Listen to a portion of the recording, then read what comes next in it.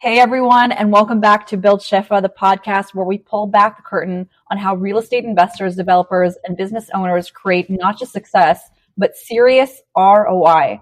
I'm your host, Liat and Shmuel Siegel, founder of Hadar Interiors, a total ROI nerd.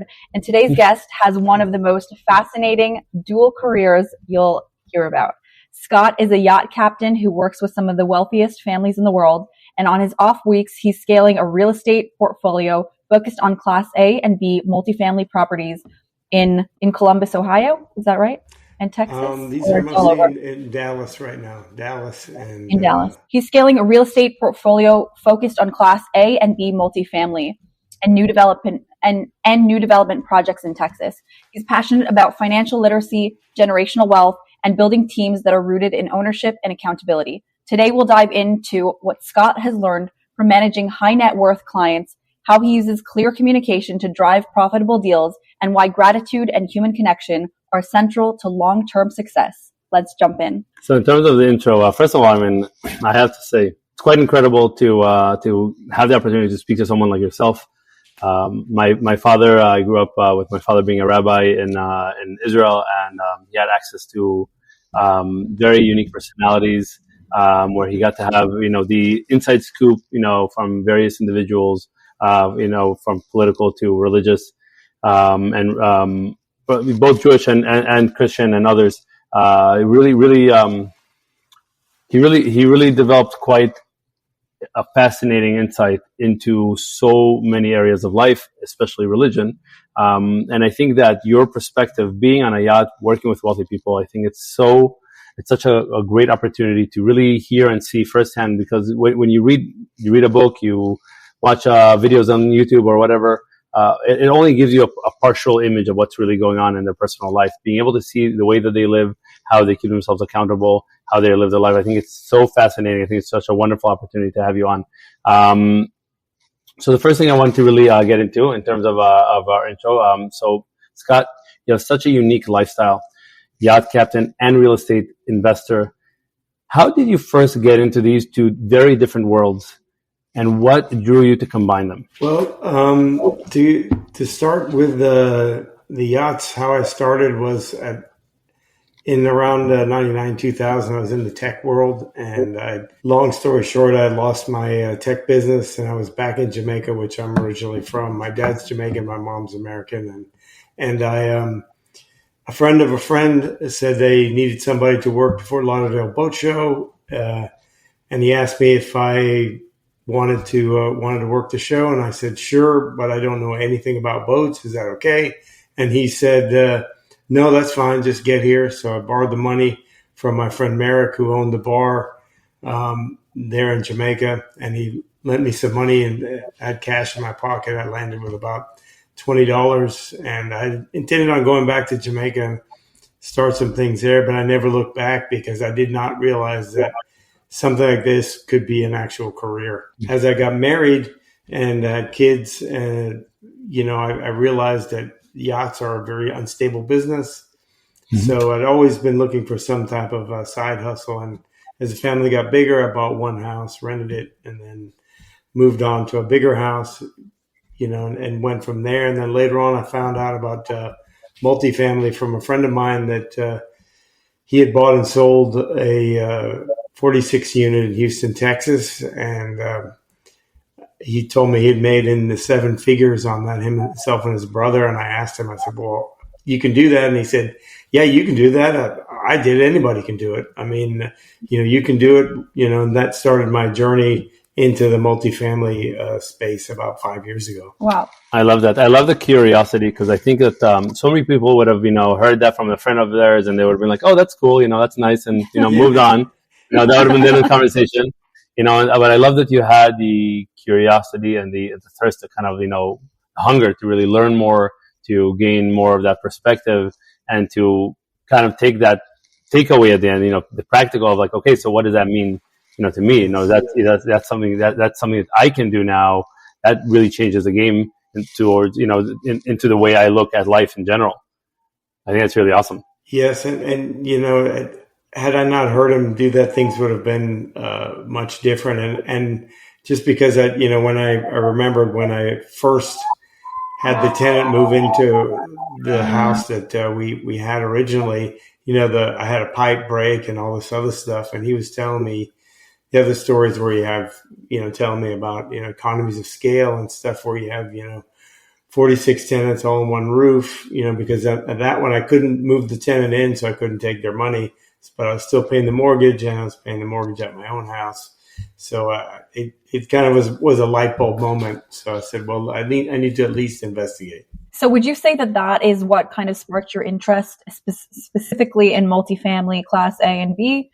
Like, is it the economies of scale? Was there something more specific that really kind of drew you to it? Well, it was the economies of scale for one. That was really what it was. And I saw that eventually as I got into it, it was a team, a team effort. You couldn't really do it by yourself. You needed other people. And a big part of what we do on the boats, on the yachts specifically, and any other maritime vessel, you have a team. You need a great team for everything to run efficiently. And a big part of what I've done over the last few decades is build good teams. Because if you don't have a good team, the boat won't go anywhere. If you don't have a good team, the apartment or the commercial property will die. It'll probably go very, very wrong if you don't have the right people in the right positions. Absolutely. I think having I've told this to Liat many times as we were building our own business, and it's something that I think holds so true, that building a great business, whether it's in real estate, whether it's in any industry, really, you don't have to be the expert in everything. You don't have to know everything. You don't have to be the best.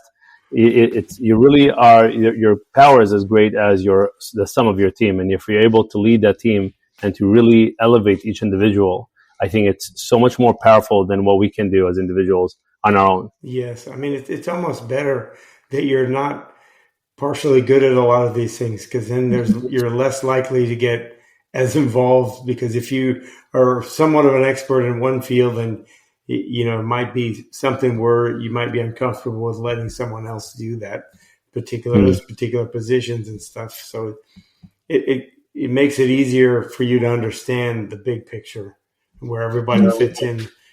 And it is a big picture, and that's a big part of what we do on the yachts as a captain is the big picture. We have to, solve for that large solution, which is a lot of times a lot of moving parts, moving the vessel from one place to the next, a large shipyard period, stuff like that, large projects going on. And it's very similar to the multifamily and to commercial real estate in general. You might have a large rehab project you might have to do, and there's a timeline. You have to come in under budget, regardless of what people think on the yachts. The budgets do matter, even though a lot of times it's, even though these people have an enormous amount of wealth, it still matters to them if you're wasting their money. Yeah, I think it was Barbara Corcoran that said that she used to be a realtor in New York City, and she said one of the things she learned that when people tell you that money is not an issue, money is always an issue. Always an issue, yeah. That's especially when they tell you that. They tell you what's a really, one thing that I've learned is that they tell you, if you ask them, is there a budget? And they say, oh, there's no budget. That's a red flag. A huge red flag. Yeah, huge red flag, because that can go a lot of different directions that might be really messy. Absolutely. What would you say would be like one of the main things you look out for when building that team that helps you scale or helps move things properly and coordinates? Like you have a team that's running efficiently. Yeah, well, depending on what the goal is, because that's really what would really drive the team. If the goal is to get a certain amount of doors or a certain amount of value of real estate, then you're looking at, well, I need, for one, all the people on the team to get together, and everyone has to kind of have the same aligned interest of, this is our goal, this is what we're focusing on. We're not going to deviate to all these other things unless what we're doing is not working. So you need people that know how to be on a team, have an aligned interest, and also that are going to pick the other people on the team up. like, because everyone's not going to be on the same page at the same time. And, we all have life, things happen that, something happens in our families. Hey, Johnny he's down right now. He's got a thing. We all need to put it in and make it to where we all kind of have an idea of what everyone else does. We can't be completely oblivious to what the other people do, to where a couple people can jump in and kind of, take over for a little bit and hold that position while that person's out. On the yachts especially, because people get sick or somebody, goes on vacation, or, you might have to let somebody go, and you might have that little bit of a gap while you're looking for someone else. So you need to be able to, hey, we have to pick up the slack in this department or this area, so that we can just keep going. I love it. So you guys kind of operate more like almost like a family, like a family unit. It's not, you don't look at each other as just another robot, part of the machine. Yeah. This is your position, this is my position. Very compartmentalized, but rather much more like a full unit, and always compensating for the people, for the situations that might come up, and working together to overcome them. Yes, and I would think that a lot of the more well-groomed corporations, they work that way. Everyone has the same mission statement. They all kind of have the same mentality, and it matters, and the people matter to them. So, I think it's starting to come back that, that it matters. Your people matter. Yeah. If you take care of your people, then, it doesn't really matter what the task is. Everyone will, if everyone feels like they're a part of the team, everyone's going to go that extra mile, do that extra duty to, take pride in what they're doing. Absolutely. I think that's very true, especially when people, I think as humans, we need recognition and appreciation, and to feel valued, and to feel that, what we do matters. So I think that when we all operate from that mindset and that perspective, we congratulate each other, we support each other, we lift each other up. I definitely think that the productivity as a whole really goes up as well. We recently had an employee that we spoke to, who was interested in taking on additional hours working with us, and we were curious. Liat was curious, more specifically. Liat was curious. What's the reason that she wanted to come in and to work additional hours with us?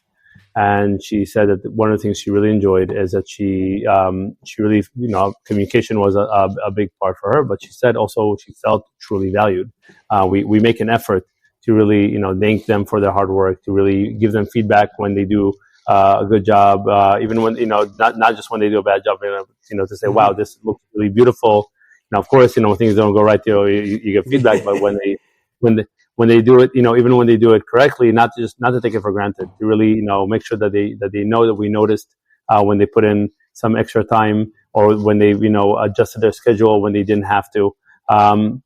And I think that just really makes people feel, it makes them feel human, not just a cog in the operation. So I think that's the productivity and the desire of the employees to stay longer and to perform better just really increases. Or partners, when you take care of your people take care of you. And that's, yes. The same is true in, we say about productivity, like my husband mentioned, when you feel good and you feel like you're appreciated, the overall effort and collaboration goes up tremendously. Yes, it truly does. When you have people that care about each other, you're going to go the extra mile, because those things matter.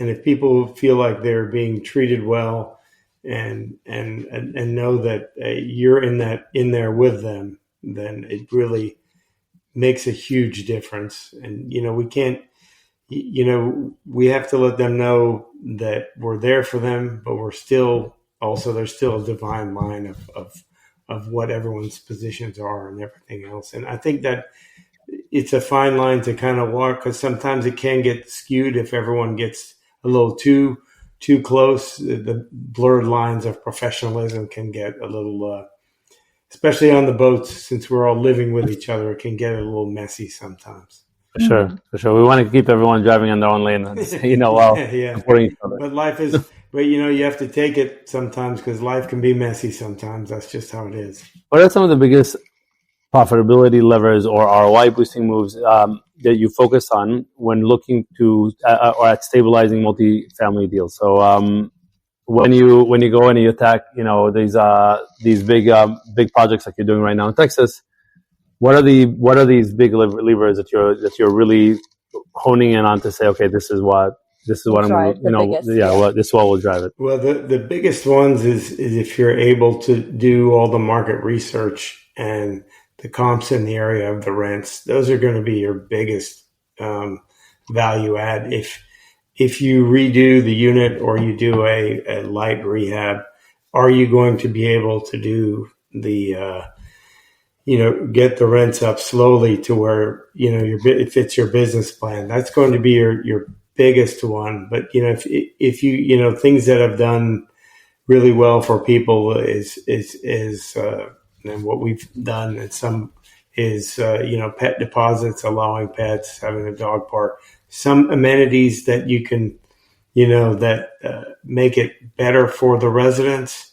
and that you can upcharge a little bit, like maybe covered parking in some areas are good as well, because every little bit counts. And then always staying on top of all your expenses, reevaluate every quarter or so what you're paying. Like every year, check what all your contractors and stuff, is any of this stuff can be renegotiated. Do you need some of these things? Are there ways that you can supplement those, maybe with some of your team that's on the ground there? Like maybe they can take over some of those things, provided it doesn't turn their job into a 40-hour week to a 60, if it offsets and it's amiable, things like that are very possible. I've seen people get really creative with it, where they've put rented signage. Electronic signage seems to be getting a little more, where they can make it into a billboard to make it a little more money. Cell towers are good if the residents are okay with it. I mean, it might make some of the people move out, but you have to do your research. But definitely the biggest one is making sure you're on point with the rents in the area, and that you can do the increases. You can even, after you have the apartment for a little bit, do a test of a few of the units, do a rehab on a couple of them, full rehab, and see if you get the higher rents there to where it's worth doing it. If the rents remain flat and you've done those 2 units, you're probably not making money. You might be losing money. So you might just need to do a quick repaint, change some fixtures, make sure the place is livable, change the carpet. Always some other things that are good are hardening the property, which I've heard someone say this recently, putting in, hardy plank, like that LPV vinyl plank, which looks like wood. It's very good, durable. And, taking out all the carpet and things like that, to where, because carpet can get dirty, it has to be clean, has to be changed, most tenants and stuff, things like that can help boost your NOI. 100%, freshening it up and making it feel modern. Yes. I think that 100%, I mean, there is definitely variability in how much should be invested. You have to, that's one of the things you have to find the balance with, because make sure your rent projections are number one, and then you don't want to do way more than you need to do. But you want the place to be really nice, because you want to make sure that the residents are happy, because happy residents, happy investors. For sure. Right. That's a taking care of your people part, right? Yeah. It's the people part. Yeah. Without the people, none of this happens. If they start moving out, everything goes bad. Yeah, 100%. Exactly. How do you go about doing the market research? Aside from obviously, kind of looking at what's currently, trending and moving in the market over there. Do you go? I know some people like to go to the neighborhood where they're going to be purchasing before they purchase first. I've heard some investors tell me, if I'm not comfortable living there, or I'm not comfortable sending my wife to collect rent there, I'm not going to purchase it. That was one of my things that I always said, is if I couldn't send my wife there to collect the rent, granted, you shouldn't be you should be collecting rent electronically anyway nowadays. I mean, that is way more efficient. But if my wife couldn't go there in the middle of the day and pick up rent, it's probably not a good area. Stuff like that, and we look at, population trends. I follow a lot the tech world. If there's a lot of tech moving there, corporate headquarters, the census, there's a lot of free information, and crime is a big thing too. You want to make sure there's not any big violent crime in the area. We look at a lot of different metrics, but I focus mostly nowadays on the capital side, capital markets, debt, and equity for these deals. That's my part on the team, because I can still do that while I'm working on the boats. And we have acquisition teams that do nonstop research of everywhere and everything that goes into it, and visiting the property and the area, not just during the daytime, but at nighttime is a good thing too. Yeah. I know certain neighborhoods like where we live right now, a lot of people suggest also coming during the the different seasons to see what yes. You can come when it's raining to see the flow of the water coming out as I forget the term for that, as it comes down the hill.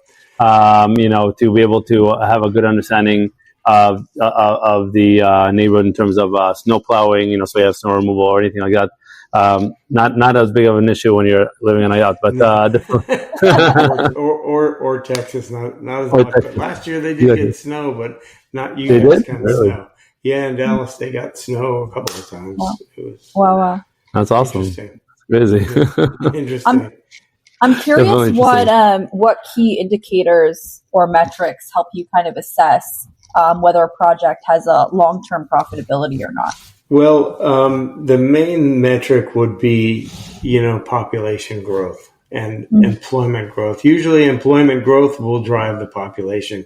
If you have corporate headquarters moving there, if you have a business-friendly structure, like Texas has a definite business-friendly structure there with cities and each, drill down into the cities and counties, and not just the state. I mean, because you may have, it may be a state that's very friendly, or landlord friendly, but the city may not have the same mantra, especially with the bigger cities.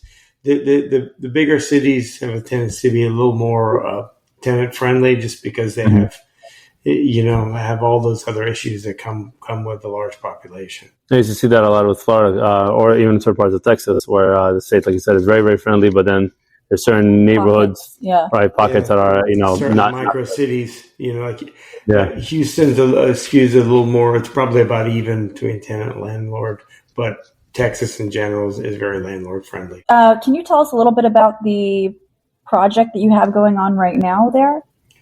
Yes, we have our development deals we have going. We're working on. They're in various stages of development, and we're starting a fund for all these projects. There's 4 stages, or four projects with 3 stages at this time, and there's more coming. Each stage is roughly about 120 units. Roughly each one is about 30 million per stage. And like I said, one is under construction in Waxahachie, and the next one, Cedar Hill. The land should close next month, or this month actually. It's May now, and the other 2, which in DeSoto and one other area, they will be closing shortly, and they're getting the entitlements ready. But they're all built to sell, and we are raising capital for them right now. And it's basically about roughly 8 to 10 million in equity for each stage, and they're all built to sell. So it's for a unique, investor set. You're looking at more institutional grade capital, or you're looking at people that are okay with not necessarily getting any cash flow for at least a year, 2 years, and then when we sell, you get the larger, 2 or 3x multiple on the end, which a lot of people like that. It's not for everybody. All things are not for everyone. If it's, if you're looking for the cash flow right now, development is probably not the right thing for you to be looking at. Yeah, so to me, it's really, really fascinating how you went from these just a few units, just kind of dabbling in this, well, first being inspired by a friend, then dabbling in this, and now, you're dealing with these, huge deals, 120 units per level and per stage rather, and it's just it's really fascinating because I know some people would be so intimidated just by the thought of dealing with so many units. And I know you mentioned that you're a part of a mastermind now, and I'd love to hear like how the mastermind has helped you, really shaped and help you shift your perspective towards this. And what are some tips that you can share with people who are just getting started, who are wanting to dabble into, get into real estate, feeling a bit overwhelmed? What are the things that you do to help you kind of get into the right headspace and mindset when dealing with real estate, especially those big deals? Well, what's helped me over the course was when the masterminds, I've joined a lot of them and been in and out of a lot of different ones, and just networking and meeting people. Like if I didn't meet my friend that day on the beach, I probably wouldn't have done any of those things. I probably would have found out about it eventually, but I may not have done anything about it because the timing seemed to be right. But just keep networking and going out and meeting people. Don't be intimidated because every one of these people that you meet that are really seemingly very far ahead, were right where you were at some point. They weren't born doing that or anything. They had to learn as well. I mean, other people are in different stages, and I still get overwhelmed, imposter syndrome, self-doubt and stuff like that, but just keep doing stuff and keep going. I mean, my original plan is much different than what I'm doing now. So, people ask me where I'm going to be in 5 years or 10 years. I might say this, but it's probably going to morph into something bigger because I'm just going to keep doing and keep growing. So, I mean, you probably will underestimate how far you can go. I know I have, because I've gotten what I think is a small taste of success. I want to just keep going. Every day's a new day where I'm just getting started. So I got to give it my all and keep going and going until, because I want other people to be able to see that, hey, maybe I'll be that friend on the beach that says, hey, do it this way. And then, hey, you can do it. I'm doing, and, I'm a prime example. I'm doing this. Anybody can do it. It's not, all things are not for all people, but it's not as complicated as you might think. And you're a lot closer to that level that you're thinking about right now than you think. It might just be one phone call away. It might be one person away, one text away. There's the guy, Ed Milet, he says the power of one more. You could just be one phone call away from that. And I've experienced that many times throughout this journey and many other careers that, I thought things were bad or doubted myself. And I just made that next call or went to that next meeting and figured out that sitting in that room, they're doing it, so I can do it too.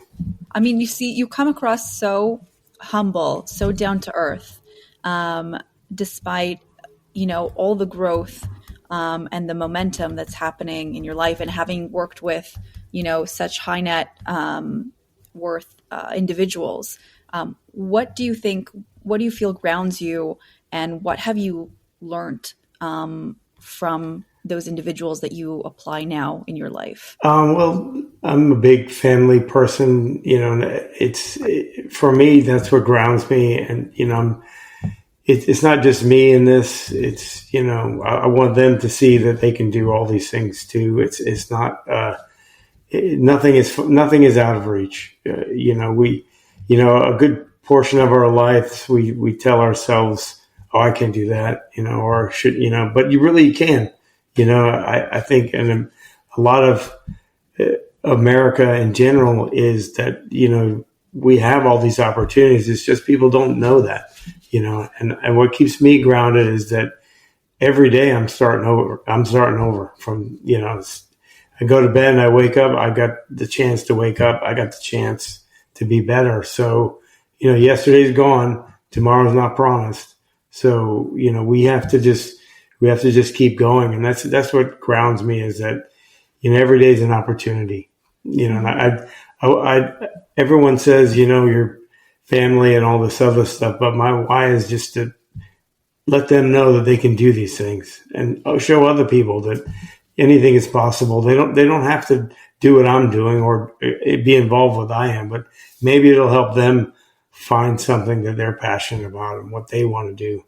And that's what drives me. That's what keeps me grounded, is that, we were all there at some point. You work on the yachts. You see all kind of millionaires, billionaires coming on, all kinds of people who are very interesting, unique characters, and they're coming there to kind of unwind, distress, distract themselves from whatever might be going on for whatever reason. They're coming. They're renting out your yacht service where you're the captain, and you must see a lot in terms of in the insight, as I was saying in the beginning, in terms of the way they conduct themselves, in terms of what they prioritize, in terms of what they value.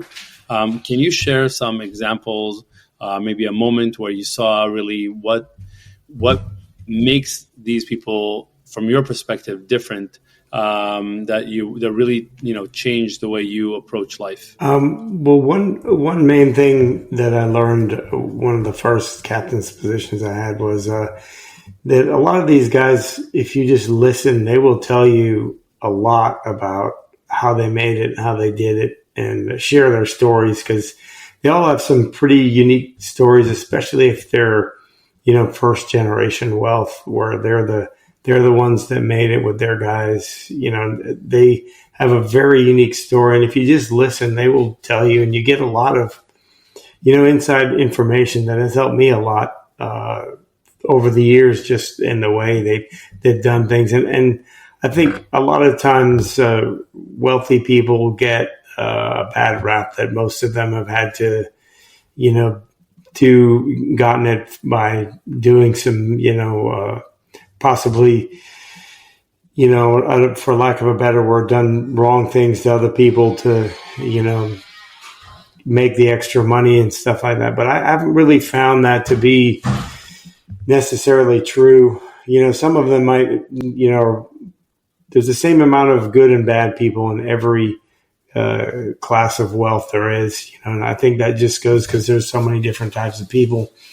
And, I think they get a bad rap sometimes that, they're all doing these evil things to make all this money, selling their soul and all this other stuff. But I haven't found a lot of the guys I've worked for are, family people, and they look after their people. That's how they've gotten to that wealth. Granted, there are some hard chargers that are my way or the highway, and that can be tough as well. But mainly just listening to their story has helped me a lot. That type of information that I'm privy to, because we're working directly for the guy or the lady that has made it. You found the stories really help you shape your more like mindset, or is it more of kind of like little tips and tricks? Tips and tricks, and also a lot of times they'll tell you their biggest failure, which I think are the biggest things. If you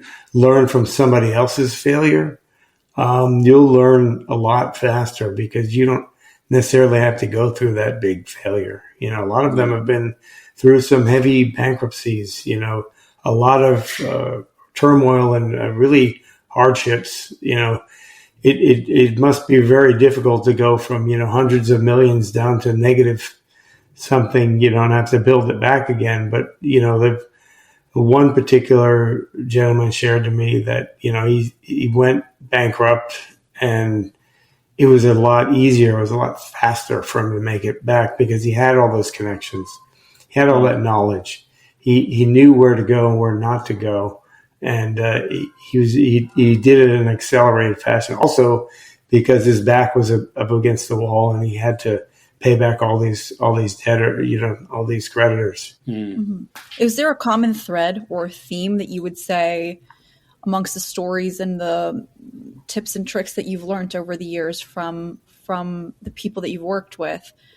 Is there a common thread in terms of what has been learned from that failure? Like from that failure, what I found, what the main common thing that they all have is they all have focus. They all have like a superpower of focus, and to somewhat borderline obsessive, to where like the rest of us may like, oh, tomorrow's another day, I go to sleep. They will stay on it until, and put everyone on it and throw everything at it till they figure it out. And then, so that's one thing I found in common is that the obsession and the doing one thing. A lot of these guys, they say a lot, which I think can be kind of a somewhat of a myth of multiple income streams. All of them have those, but they built one super solid one first. Amazing. I totally have that trait of like just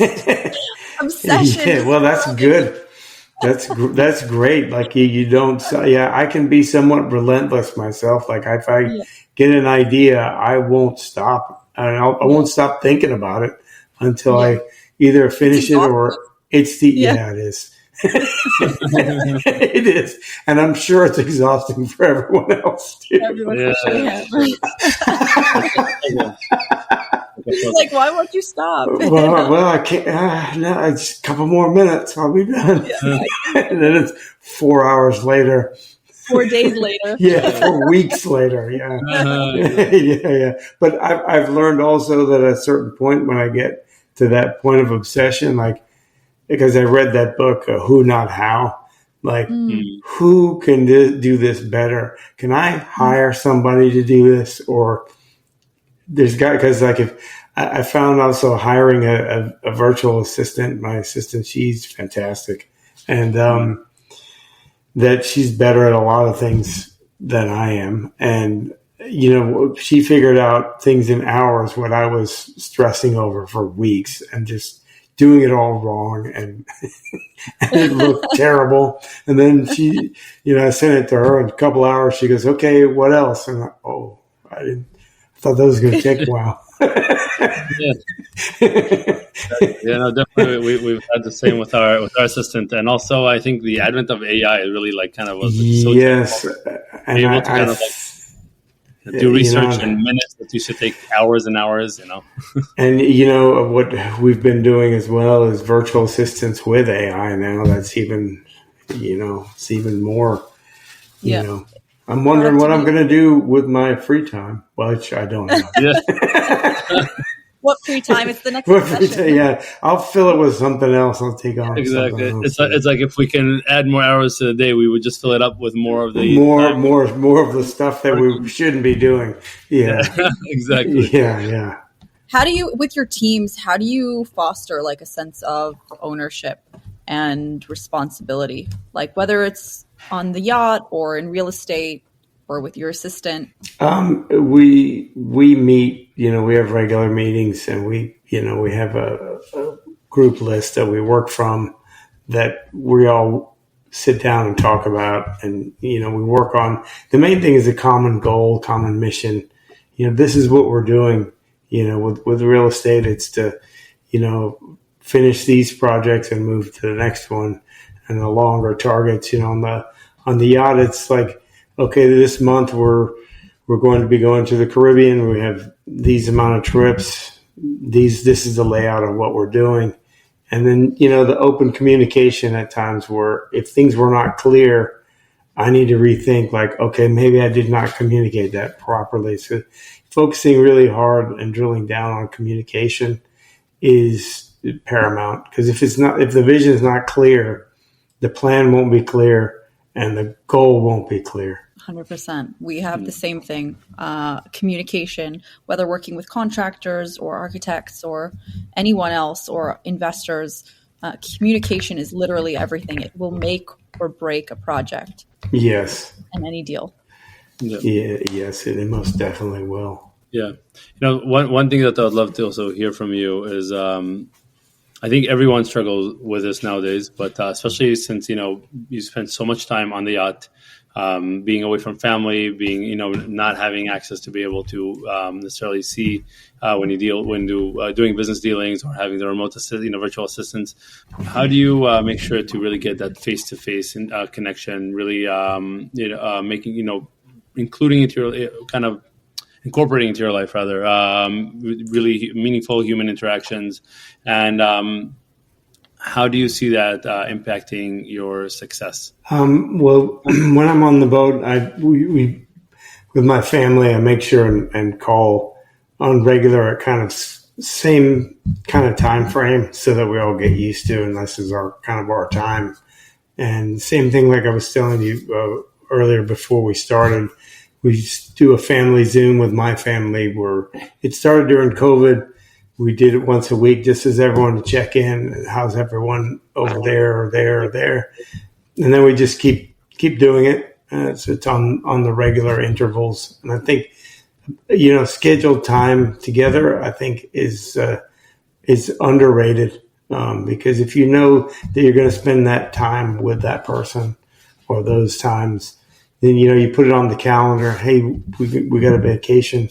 It's going to be this time. So you look forward to it, and that's your time with those people. So you can be present 100% with those people. Mm-hmm. Yeah, I love this meme I saw recently. I forget exactly how it went, but it was something along the lines of, when a person passes away, when it comes to business work or business, business moves on. The employer, the team, the head of the businesses, that moves on. But your family, that loss is forever. Yes. Right? They can't move on. So it's like, really making sure to prioritize what really matters, even while we're doing everything for them, that we don't forget to really neglect to spend the time with them. Yes. Interesting enough, a friend of mine told me, he said, well, the reason why we grieve is because love doesn't have any place to go. It cannot go to that person anymore. It goes out. So it has to find another way to release it. And I thought it was interesting. You're passionate about sharing financial literacy with your kids, with others. If you could just leave the audience with just one takeaway about building wealth and abundance, what would that be? Just take a hard look at where you want to be, and make sure you focus on just the little things. If you come up with a plan, say you want to have X amount by a certain time, always put a time and a purpose on your money. Like if it's retirement money, that's your 30 or 40 year money. It's my real estate money. I want it to have X amount per month in 5 years, or this is my vacation money.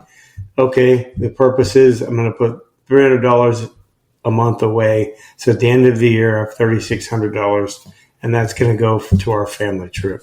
But the best thing that a friend of mine told me was put a time and a purpose on it. Beautiful. Amazing. Thank you so much, Scott. This was so enjoyable. Thank you for joining us today.